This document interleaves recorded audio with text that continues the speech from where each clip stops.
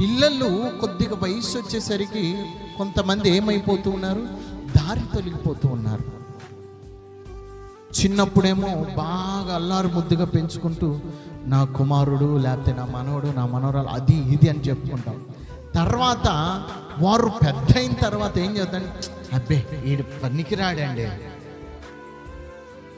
చిన్నప్పుడు ఏమన్నావు నువ్వు, అమ్మో నా మనవడు నా మనవరాలు లేకపోతే నా కుమారుడు నా కూతురు నా బిడ్డ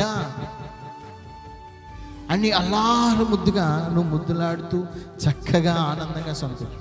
అదే వాడు పెద్దవాడయ్యి కొంత వయసు వచ్చిన తర్వాత ఏదన్నా పని చేశాడు అనుకోండి, మనకేమొస్తుంది, వెంటనే కోపం వచ్చేస్తుంది. చిన్నప్పుడు వాళ్ళు ఏం చేస్తున్నా కూడా ఆ కోపము రాలేదు, అంటే మనం అక్కడ ఖండించలేదు. వారు బాల్య వయసు నుంచి పెరుగుతూ ఉన్నప్పుడు వాళ్ళని ఖండించలేదు మనము. వారు పెద్దవారైన తర్వాత ఏమైపోతున్నారు, దారి తొలగిపోతున్నారు.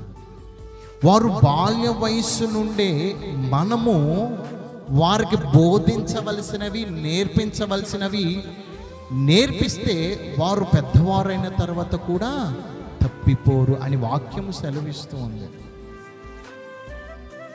ఇక్కడ కయ్యూనుకు హేబేలుకు అర్పణ ఇవ్వాలని చెప్పి ఎవరి ద్వారా వచ్చింది, వారి తల్లిదండ్రుల ద్వారా. ఈ తల్లిదండ్రులు వేటినైతే బోధించారో, ఈ తల్లిదండ్రులు వేటినైతే తెలియజేశారో, కయ్యూను హేబేలు అటు రీతిగానే నడుచుకుంటూ వస్తూ ఉన్నారు. సామెతలు 19వ అధ్యాయము 18వ వచనంలో స్పష్టంగా అంటున్నాడు, బుద్ధి వచ్చునని నీ కుమారుణ్ణి శిక్షింపుము, అయితే వాడు చావవలెనని కోరవద్దు. చాలామంది మనం ఏం చేస్తూ ఉంటాం, కోపం వస్తే వీడు ఎట్టయిపోను అట్టయిపోను అట్లయిపోవాలి, వీడు నాశనం అయిపోవాలి, లేకపోతే ఇలా అయిపోవాలి అలా అయిపోవాలి అనుకుంటాం. అదే వారు పిల్లలుగా ఉన్నప్పుడు నువ్వు ఖండిస్తే వారు పెద్దవారైన తర్వాత కూడా నీ అధికారం అలానే ఉంటుంది. నీవు చిన్నప్పుడే వారిని గద్దించకుండా బాలుడిగా ఉన్నప్పుడే, చిన్నపిల్లలుగా ఉన్నప్పుడే నువ్వు వారిని గద్దించకుండా ఉన్నావనుకో, ఇక్కడ లేని అధికారము వారు పెద్దయిన తర్వాత కూడా ఆ అధికారం నీకు రాదు.